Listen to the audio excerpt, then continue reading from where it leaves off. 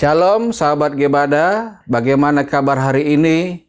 Mari bersama Gebada kita semakin mendalami firman Tuhan setiap hari.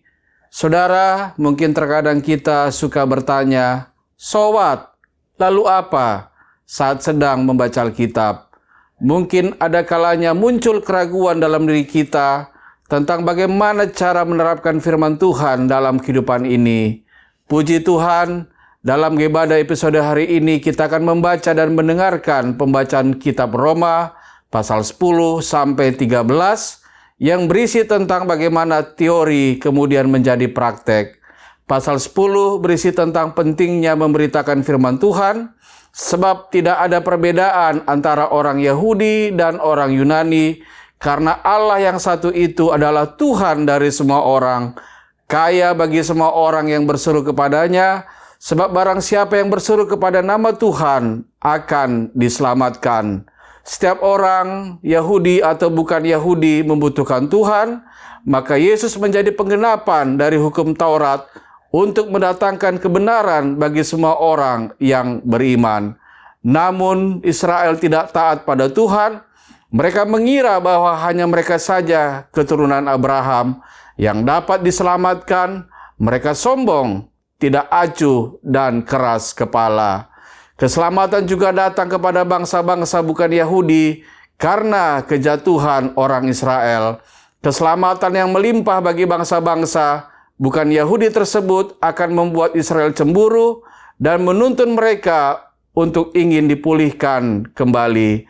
Sebab saudara-saudara, supaya kamu jangan menganggap dirimu pandai, aku mau agar kamu mengetahui rahasia ini. Sebagian dari Israel telah menjadi tegar sampai jumlah yang penuh dari bangsa-bangsa lain telah masuk. Dengan jalan demikian, seluruh Israel akan diselamatkan. Kemurahan Tuhan menyelamatkan serta menjadikan orang-orang Yahudi dan orang non-Yahudi sebagai umatnya. Dalam pasal 12, Paulus mengajak kita menjalani hidup beribadah berdasarkan kemurahan Tuhan tanpa diskriminasi. Karena itu, saudara-saudara, demi kemurahan Allah, aku menasihatkan kamu supaya kamu mempersembahkan tubuhmu sebagai persembahan yang hidup, yang kudus dan yang berkenan kepada Allah. Itu adalah ibadahmu yang sejati. Janganlah kamu menjadi serupa dengan dunia ini, tetapi berubahlah oleh pembaharuan budimu, sehingga kamu dapat membedakan manakah kehendak Allah, apa yang baik, yang berkenan kepada Allah, dan yang sempurna. Orang yang beriman adalah korban yang mati bersama Yesus, namun pada saat yang sama, dia adalah korban yang menjalani kehidupan baru bersama Yesus.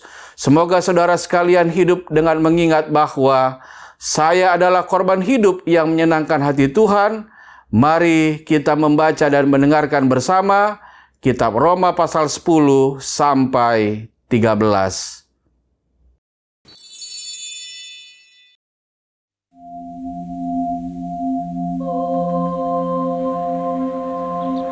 Saudara-saudara, keinginan hatiku dan doaku kepada Tuhan ialah supaya mereka diselamatkan. Sebab aku dapat memberi kesaksian tentang mereka, bahwa mereka sungguh-sungguh giat untuk Allah, tetapi tanpa pengertian yang benar. Sebab oleh karena mereka tidak mengenal kebenaran Allah, dan oleh karena mereka berusaha untuk mendirikan kebenaran mereka sendiri, maka mereka tidak takluk kepada kebenaran Allah. Sebab Kristus adalah kegenapan hukum Taurat, sehingga kebenaran diperoleh tiap-tiap orang yang percaya. Sebab Musa menulis tentang kebenaran karena hukum Taurat. Orang yang melakukannya akan hidup karenanya. Tetapi kebenaran karena iman berkata demikian.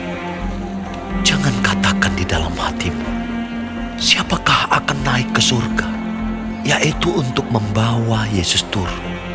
Atau, siapakah akan turun ke jurang maut, yaitu untuk membawa Kristus naik dari antara orang mati. Tetapi apakah katanya? Ini, firman itu dekat kepadamu, yakni di dalam mulutmu dan di dalam hatimu. Itulah firman iman yang kami beritakan. Sebab jika kamu mengaku dengan mulutmu bahwa Yesus adalah Tuhan dan percaya dalam hatimu bahwa Allah telah membangkitkan Dia dari antara orang mati, maka kamu akan diselamatkan. Karena dengan hati orang percaya dan dibenarkan, dan dengan mulut orang mengaku dan diselamatkan. Karena kitab suci berkata, barang siapa yang percaya kepada Dia tidak akan dipermalukan. Sebab tidak ada perbedaan antara orang Yahudi dan orang Yunani. Karena Allah yang satu itu adalah Tuhan dari semua orang, kaya bagi semua orang yang berseru kepadanya. Sebab barang siapa yang berseru kepada nama Tuhan akan diselamatkan. Tetapi bagaimana mereka dapat berseru kepadanya jika mereka tidak percaya kepada Dia?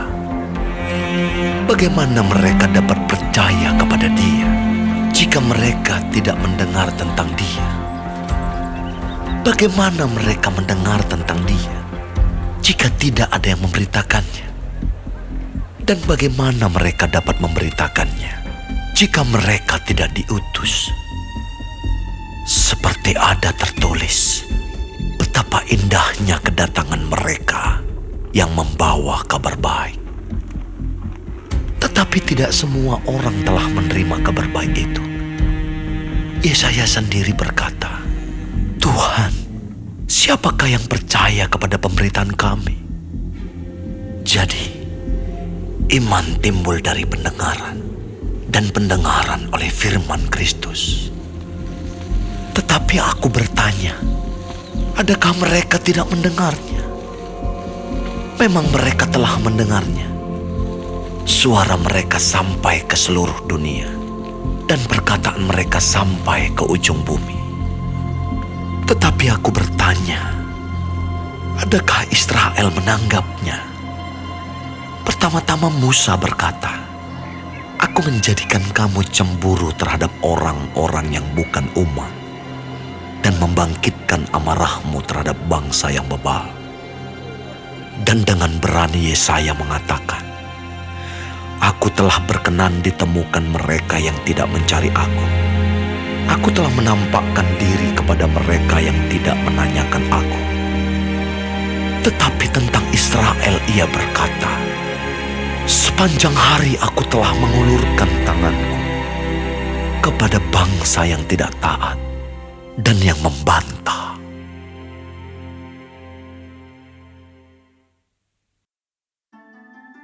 Maka aku bertanya, adakah Allah mungkin telah menolak umatnya?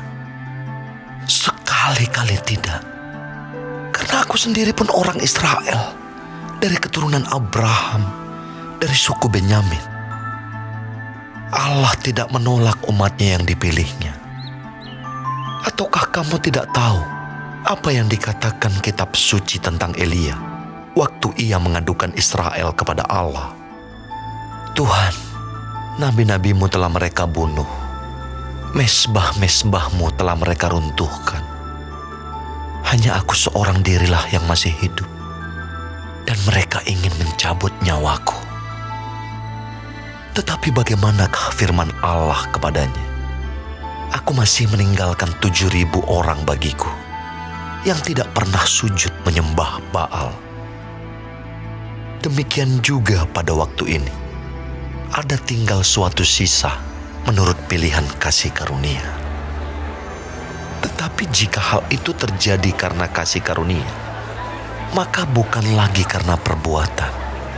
Sebab jika tidak demikian, maka kasih karunia itu bukan lagi kasih karunia. Jadi bagaimana? Israel tidak memperoleh apa yang dikejarnya, tetapi orang-orang yang terpilih telah memperolehnya, dan orang-orang yang lain telah tegar hatinya.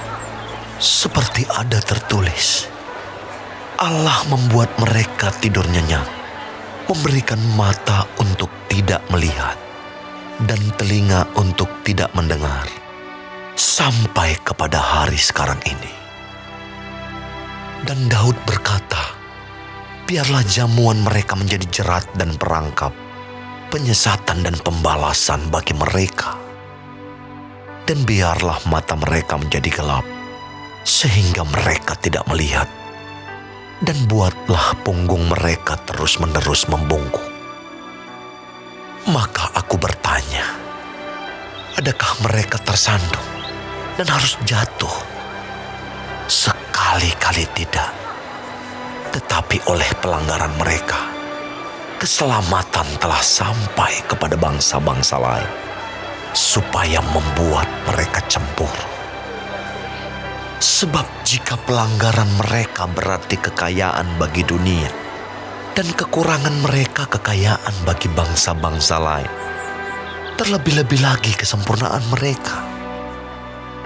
Aku berkata kepada kamu, hai bangsa-bangsa bukan Yahudi, justru karena aku adalah rasul untuk bangsa-bangsa bukan Yahudi, aku menganggap hal itu kemuliaan pelayananku, yaitu kalau aku dapat membangkitkan cemburu di dalam hati kaum sebangsaku menurut daging, dan dapat menyelamatkan beberapa orang dari mereka.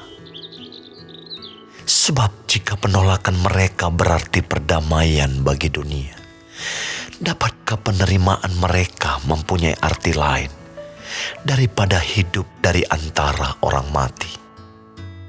Jikalau roti sulung adalah kudus, maka seluruh adonan juga kudus.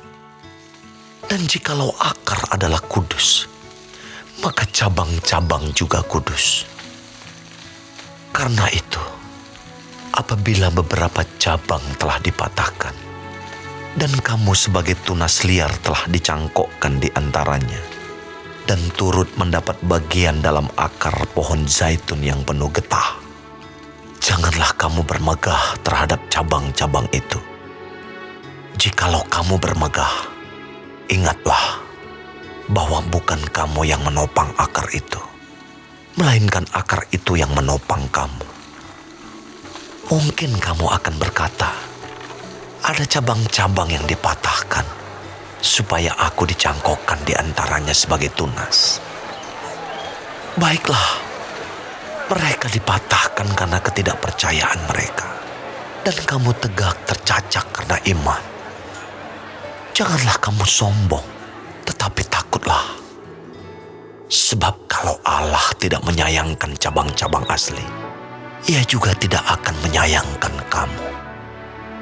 Sebab itu, perhatikanlah kemurahan Allah dan juga kekerasannya, yaitu kekerasan atas orang-orang yang telah jatuh, tetapi atas kamu kemurahannya, yaitu jika kamu tetap dalam kemurahannya. Jika tidak, kamu pun akan dipotong juga. Tetapi mereka pun akan dicangkokkan kembali, jika mereka tidak tetap dalam ketidakpercayaan mereka. Sebab Allah berkuasa untuk mencangkokkan mereka kembali. Sebab jika kamu telah dipotong sebagai cabang dari pohon zaitun liar, dan bertentangan dengan keadaanmu itu, kamu telah dicangkokkan pada pohon zaitun sejati. Terlebih lagi mereka ini, yang menurut asal mereka akan dicangkokkan pada pohon zaitun mereka sendiri. Sebab, saudara-saudara, supaya kamu jangan menganggap dirimu pandai, aku mau agar kamu mengetahui rahasia ini. Sebagian dari Israel telah menjadi tegar sampai jumlah yang penuh dari bangsa-bangsa lain telah masuk. Dengan jalan demikian, seluruh Israel akan diselamatkan. Seperti ada tertulis, dari Sion akan datang penebus. Ia akan menyingkirkan segala kefasikan daripada Yakub. Dan inilah perjanjianku dengan mereka, apabila aku menghapuskan dosa mereka. Mengenai Injil, Mereka adalah seteru Allah oleh karena kamu. Tetapi mengenai pilihan, mereka adalah kekasih Allah oleh karena nenek moyang. Sebab Allah tidak menyesali kasih karunia dan panggilannya. Sebab sama seperti kamu, dahulu tidak taat kepada Allah, tetapi sekarang beroleh kemurahan oleh ketidaktaatan mereka. Demikian juga mereka sekarang tidak taat, supaya oleh kemurahan yang telah kamu peroleh, mereka juga akan beroleh kemurahan. Sebab Allah telah mengurung semua orang dalam ketidaktaatan, supaya Ia dapat menunjukkan kemurahannya atas mereka semua. Oh, alangkah dalamnya kekayaan, hikmat, dan pengetahuan Allah. Sungguh tak terselidiki keputusan-keputusannya, dan sungguh tak terselami jalan-jalannya. Sebab, siapakah yang mengetahui pikiran Tuhan? Atau siapakah yang pernah menjadi penasehatnya? Atau siapakah yang pernah memberikan sesuatu kepadanya, sehingga ia harus menggantikannya? Sebab segala sesuatu adalah dari Dia, dan oleh Dia, dan kepada Dia. Bagi Dialah kemuliaan sampai selama-lamanya.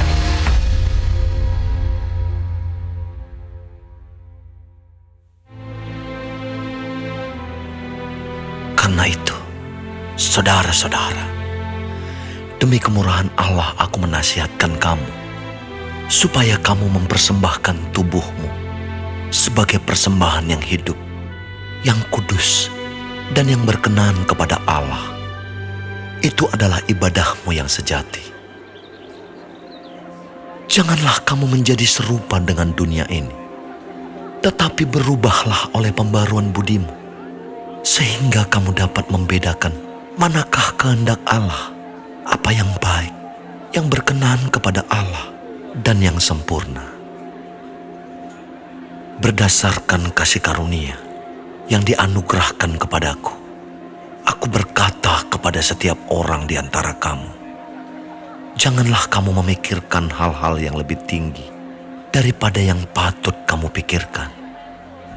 Tetapi hendaklah kamu berpikir begitu rupa, sehingga kamu menguasai diri menurut ukuran iman yang dikaruniakan Allah kepada kamu masing-masing. Sebab sama seperti pada satu tubuh, kita mempunyai banyak anggota, tetapi tidak semua anggota itu mempunyai tugas yang sama. Demikian juga kita, walaupun banyak, adalah satu tubuh di dalam Kristus, tetapi kita masing-masing adalah anggota yang seorang terhadap yang lain. Demikianlah kita mempunyai karunia yang berlain-lainan, menurut kasih karunia yang dianugerahkan kepada kita. Jika karunia itu adalah bernubuat, baiklah kita melakukannya sesuai dengan iman kita. Jika karunia untuk melayani, baiklah kita melayani. Jika karunia untuk mengajar, baiklah kita mengajar. Jika karunia untuk menasihati, baiklah kita menasihati. Siapa yang membagi-bagikan sesuatu, hendaklah ia melakukannya dengan hati yang ikhlas. Siapa yang memberi pimpinan, hendaklah ia melakukannya dengan rajin.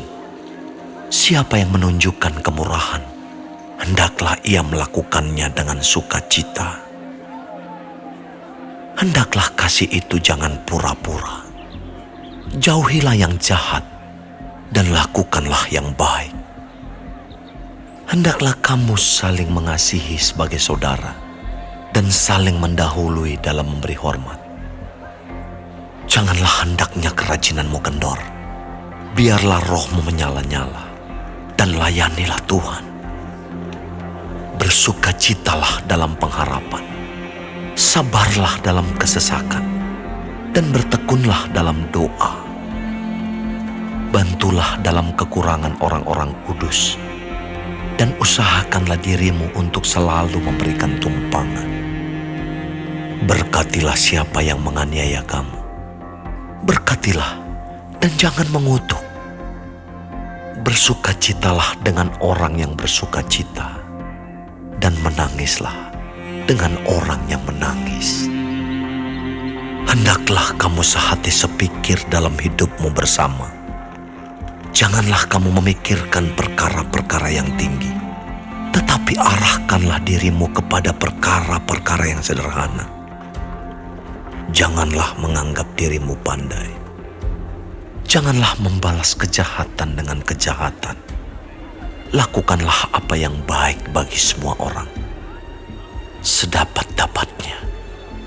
Kalau hal itu bergantung padamu, hiduplah dalam perdamaian dengan semua orang.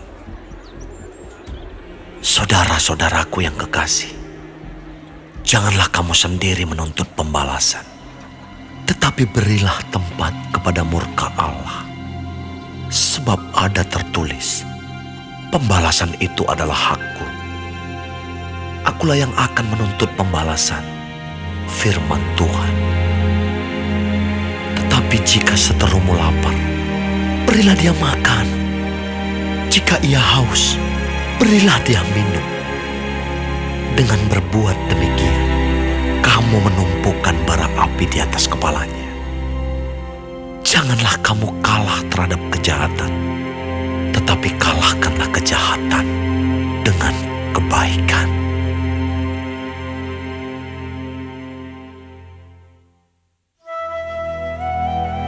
Tiap-tiap orang harus takluk kepada pemerintah yang di atasnya, sebab tidak ada pemerintah yang tidak berasal dari Allah, dan pemerintah-pemerintah yang ada ditetapkan oleh Allah. Sebab itu, barang siapa melawan pemerintah, ia melawan ketetapan Allah, dan siapa yang melakukannya akan mendatangkan hukuman atas dirinya. Sebab jika seorang berbuat baik, ia tidak usah takut kepada pemerintah. Hanya jika ia berbuat jahat, maukah kamu hidup tanpa takut terhadap pemerintah? Perbuatlah apa yang baik, dan kamu akan beroleh pujian daripadanya. Karena pemerintah adalah hamba Allah untuk kebaikanmu. Tetapi jika engkau berbuat jahat, takutlah akan dia, karena tidak percuma pemerintah menyandang pedang. Pemerintah adalah hamba Allah untuk membalaskan murka Allah atas mereka yang berbuat jahat. Sebab itu, perlu kita menaklukkan diri, bukan saja oleh karena kemurkaan Allah, tetapi juga oleh karena suara hati kita. Itulah juga sebabnya, maka kamu membayar pajak, karena mereka yang mengurus hal itu adalah pelayan-pelayan Allah. Bayarlah kepada semua orang apa yang harus kamu bayar. Pajak kepada orang yang berhak menerima pajak. Cukai kepada orang yang berhak menerima cukai. Rasa takut kepada orang yang berhak menerima rasa takut. Dan hormat kepada orang yang berhak menerima hormat. Janganlah kamu berhutang apa-apa kepada siapapun juga, tetapi hendaklah kamu saling mengasihi.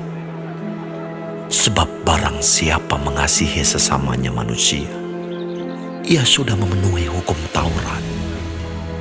Karena firman, jangan berzina, jangan membunuh, jangan mencuri, jangan mengingini, dan firman lain manapun juga sudah tersimpul dalam firman ini, yaitu kasihilah sesamamu manusia seperti dirimu sendiri. Kasih tidak berbuat jahat terhadap sesama manusia. Karena itu, kasih adalah kegenapan hukum Taurat.